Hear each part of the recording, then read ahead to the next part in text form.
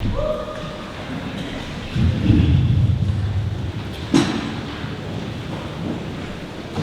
this year's commencement speaker our class has chose this commencement speaker because of the huge part she has played in our life and our success here at the school. It is with great honor and respect that I present Ms. Kristen Brumfield.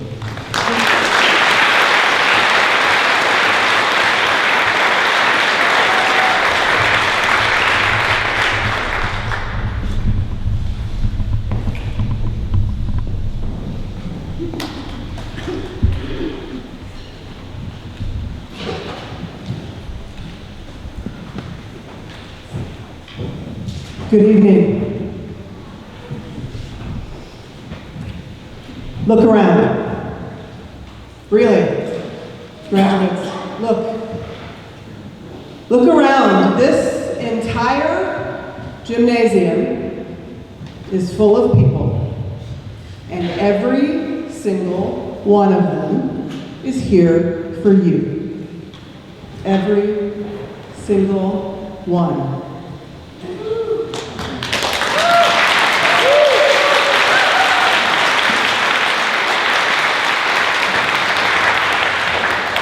That's really remarkable, isn't it? You are really remarkable human beings, truly. Recently, a couple of you seniors asked me some questions that were part of an assignment in Mr. Van Wy's senior English class. I enjoyed answering them, and since you guys asked me separately, I did my best to give you different answers. The questions were not difficult, thank goodness, but they did get me thinking. In fact, they got me thinking so much that I completely changed the direction of this speech, and now you get a new version. Question 1. Tell me something you learned in school as a kid. How would you answer that? There are certainly countless answers to this: math, reading, science, but there are 3 that I thought of, which I will either never use or hope to never use. 1, stop, drop, and roll. For those of you unfamiliar, like apparently every single Hollywood movie and television show ever made, because they never do that in TV. You ever notice that? They flail about. This is what you're supposed to do if you catch on fire.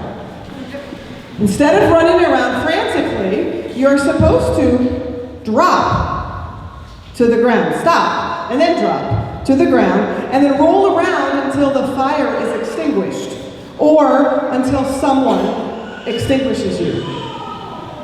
I just keep that nugget tucked right in here for later, in case, just in case. Number 2, I learned what to do in a tornado drill. Growing up in Iowa, this was a real risk. Just like here, where we have earthquake drills, I had to learn to do tornado drills. So when the alarm went off, all the kids lined up, and we went out to the hallways, where we again lined up, this time against our lockers, where we then sat down in front of our locker. We bent our knees, we put our heads into our knees with our hands behind our heads, and we tucked as much as we could. Foolproof, right? Totally safe. Looking back, I wonder how exactly this was thought to have been the best way for rows and rows of children to stay safe. On a 2-level elementary school, no less, lined up with their heads in their laps and with their lockers in their hands as their only protection. That doesn't seem like a sufficient safety plan. So the last thing I learned in school, and I'm going to share this with you today. I'm going to take a poll. I want to see. I'm really going to share this with you. Are you ready? This is very unexpected.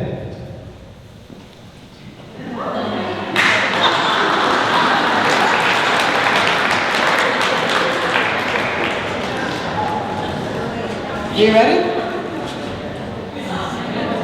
Anybody else? Did anybody else learn the recorder? Raise your hand. All right. Did you guys learn? Did you learn the recorder? Yeah? All right. Anybody still rocking this bad boy?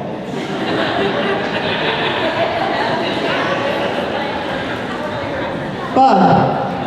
Great. All right. Super useful. Okay. Great. Wonderful.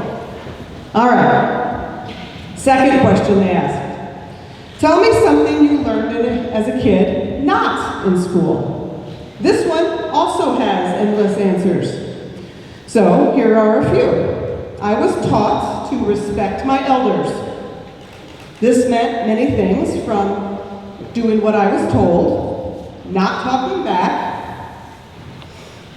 not questioning what I was told, and I don't necessarily mean not asking clarifying questions, although it did actually take me years to summon up the courage to ask questions in front of other people, because like you, probably, I was scared what other people might think if I looked dumb in front of them. Now I don't care. Thanks. Clearly. Anyway, I did know that I was, if it was told to me by an adult, and it was an adult of authority, I was not to question what they were telling me. And it was only as a young adult that I realized sort of how dangerous that could be, to blindly believe and follow without questioning things that may actually not feel right or seem right to me. So I then learned to ask questions. Respecting my elders also meant giving up my chair or my seat to anyone older than me, holding a door, or assisting them in any way that I needed to. I still do that one. I was also taught to laugh often. I learned that one in spades, and my family did it daily. Long before reality TV was even a thing, there was a time before that existed. My dad used to say my family should be a sitcom. I think he probably was onto something. My parents also modeled how to make and maintain friendships. Both were, and still are, master letter writers, like old school, pen and paper, seal it in an envelope, put a stamp on it, mail it through the USPS. Master letter writers. Both have kept and made and kept friendships with people across the country for decades and decades. Every single vacation of my childhood was spent visiting more than one, staying in their homes, and sharing in the history of their relationships. These people fill my cherished childhood memories and compose the foundation of what has become mine and our chosen family. My parents also taught me to be nice, to be kind to everyone. They taught me to root for the underdog, to imagine what it would feel like to be in their shoes, what it might feel like to be in their shoes. I had no idea at the time, of course, that if a lifetime later, I would actually be teaching those concepts to you and hundreds of other kids that lesson on a daily basis, because that is empathy. And finally, the third question. Tell me something you've learned as an adult. Okay, are you ready? We're finally at the commencement speech part. You thought we were there, but buckle up, here we are. Don't worry, I only have 10 things on this list. Really, there's just 10, but they're short-ish. Number one, things I've learned as an adult. Number one, learn to say I'm sorry. And if you can, give a proper apology. Maybe like the ones I've taught you how to do in class. Make it sincere, make it meaningful, make it last, and do it for the other person more than for yourself. Number 2, learn to say, I was wrong. If you're doing a proper apology, again, like I've taught you how, you will have ownership and accountability inside of your apology.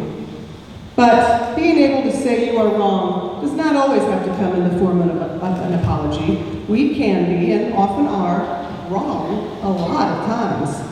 And owning it should not be as difficult as it sometimes feels.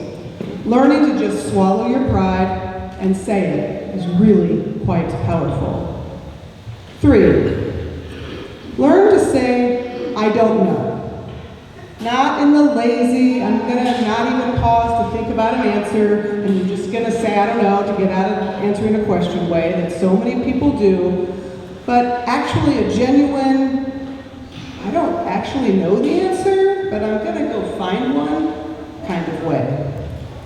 Our society impresses upon us at every turn that we must go, go, go, move, move, move, do, be fast, be quick.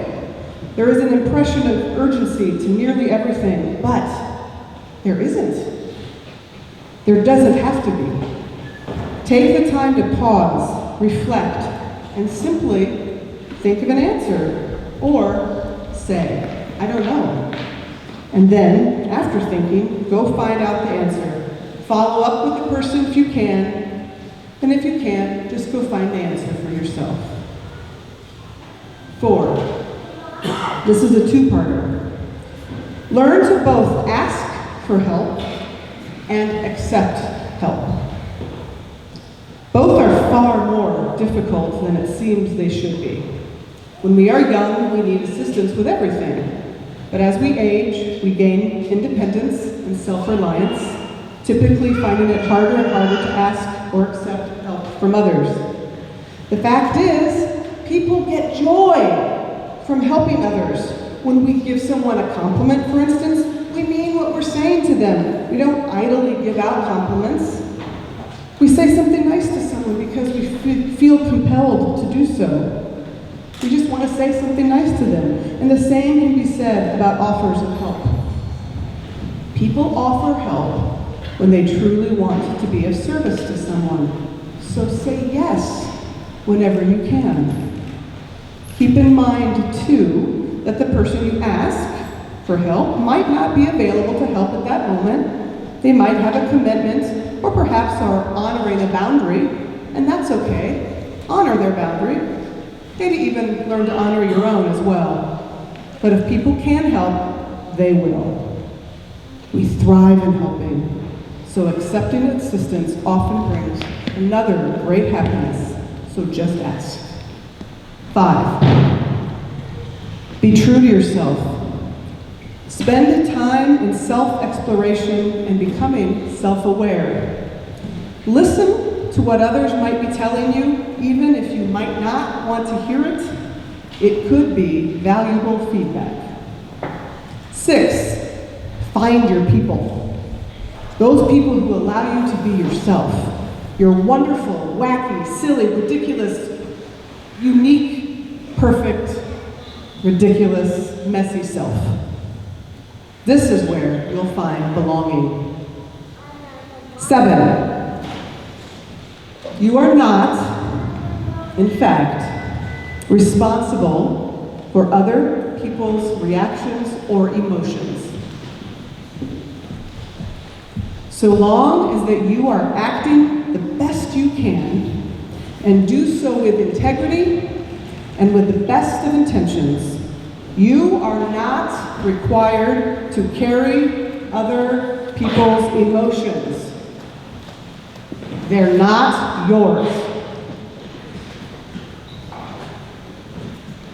8, Haines will always be here.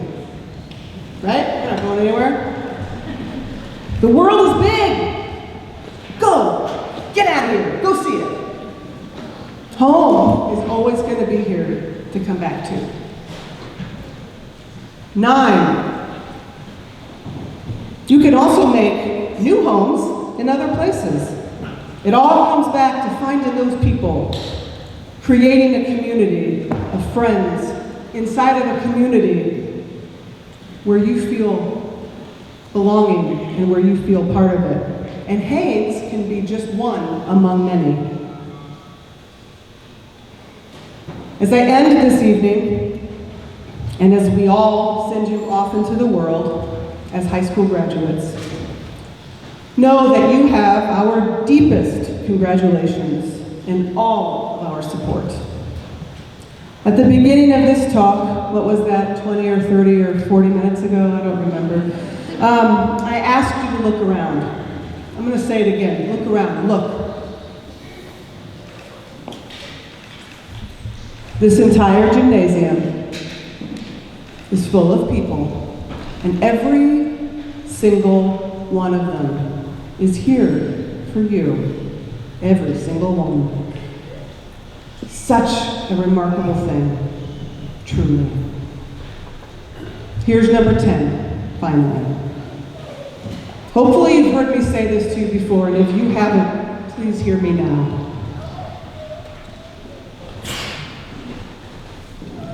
My dear ones, you are important. You are special. You matter. You are necessary. You are deeply, deeply cared about, and you are very deeply loved. Now go show the rest of the world.